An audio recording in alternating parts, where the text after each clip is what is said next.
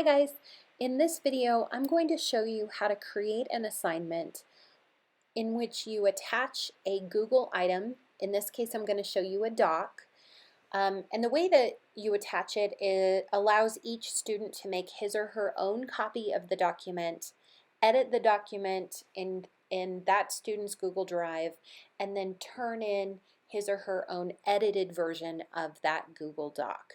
So this is what you're going to do when you want students to each be making their own copy of something you've pre-created, some kind of template, like maybe a table that you want the students to fill in on their own. So to start, we're going to create a new assignment, and we're going to do that by clicking the plus sign next to the module where you want to create that assignment. So once you do that, you're going to make sure you're creating an assignment, and you're going to click New Assignment, and then you're going to give it some kind of title. In this case, I'm numbering it 8.4 because that's the number this hypothetical assignment would be, and I'm going to give it a title.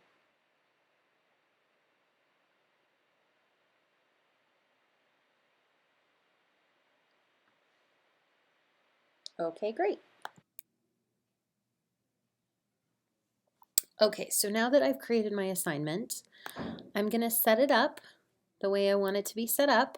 So I'm going to go into the assignment and I'm going to get ready to edit it. So I'm going to type directions.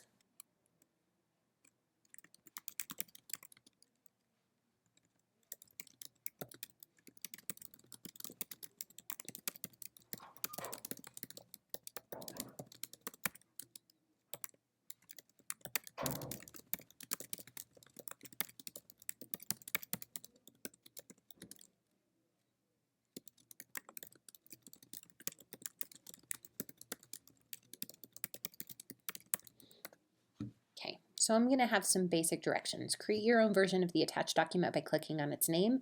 Then when you have finished editing it, go back to Canvas to submit your finished version. I like to put those directions in because the first few times the students do this on their end, it's confusing for them. But once they've done it a couple of times, they know what to do, and then you don't have to tell them anymore. So for points, let's make it worth 25. Assignment group, we're going to go with practice items. None of these things are any different from any other assignment we've created. Now for submission type, we're going to bypass online and on paper, and we're going to click External Tool.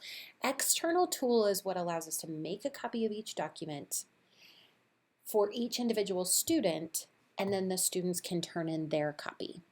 So instead of clicking in this box here, clicking on the link, we're going to click Find, and we're going to click Google Drive Cloud Assignment. Not Course Kit, but Cloud.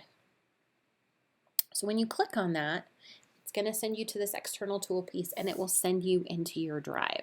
Now I can click on these boxes and find things how I want them to be, or I can type in the name of the document I'm looking for. Okay, so I'm going to do this. Here's my template, the Notice and Note table. And I'm going to click on that, and I'm going to click Select. And I actually do want it to load this in a new tab. That's how I like to do it. I'm going to give it a due date.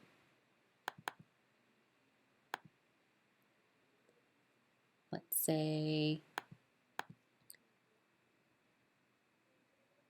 let's do that. Now I'm going to click Save and Publish. If your students open up the assignment from the web browser, they're going to get a screen that looks like this, and you'll see that button that says In a New Window. Students are going to click on that button to open up the Google Doc that we've just attached. But it's only going to look like this if they're going in through the web browser.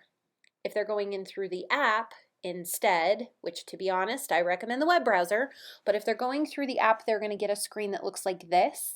And the key place for them to look, the key thing for them to click on, is that blue button right there in the center that says Submission and Rubric. That's what they're going to select to go on to the next stage. From there, it'll send them into this screen that says Open External Tool, and they're going to click that blue button in the center. Now, once they do that, one of two things will happen. If they have already been using Google Tools with their class, it may send the students directly into that Google Doc, and we'll be right back to that screen we're going to go into from the beginning. If not, if they haven't used Google Tools before, it might make them log into their Google account again to authorize the Google Tools for the next steps to happen. So you may have to coach students through this next part a little bit. Either way, whether they're going through the website or they're going through the app, whether they have to authorize the Google Tools to move forward or not, once they've done those steps, it's going to take them to this next screen. Whether students go from the app or from the web browser, they're going to get to this screen. You're going to see an introductory comment at the top, and then on the left side you'll see the name of the document. On the right side you'll see a blue submit button, and the image of the document is below. From here, students will make that copy of the document they can use. Now, what happens sometimes is that students want to click into this document below and they want to start typing into the document.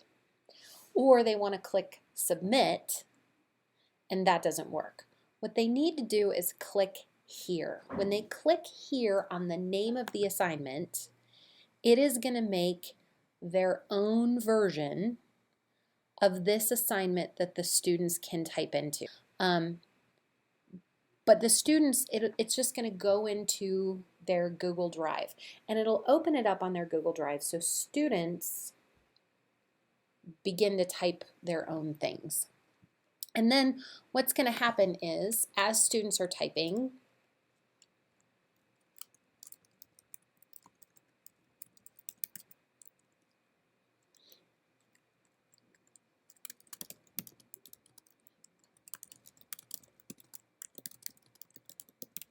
they fill out their chart.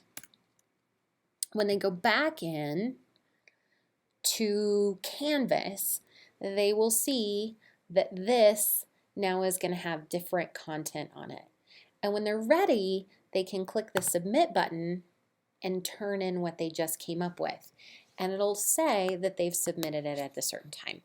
But the thing that trips students up, the thing that's tripping teachers up, is they go into this document. I'm going to take this out because I want to preserve the original. They go into this document and they see this document in their Canvas and they get frustrated when they can't edit it. The reason they can't edit it is because this is just the visual. It's just an image. It's like a window into what's happening in their drive. To get to it, they have to click on the name in this corner. By the way, before I wrap this up, I want to remind you of one more feature that's really only an issue if students are working on an iPad, which most of our students are. When the students create their own copy of the document following the processes we just went over, they're going to get to a screen that looks like this if they've created the new document on the iPad. Now the problem, if you look in that lower right hand corner, is that that blue pencil icon means edit. So while that icon is visible, students can't edit the document. It's kind of locked. All students have to do to be able to edit the document is to click on that blue pencil button and it'll let them make changes.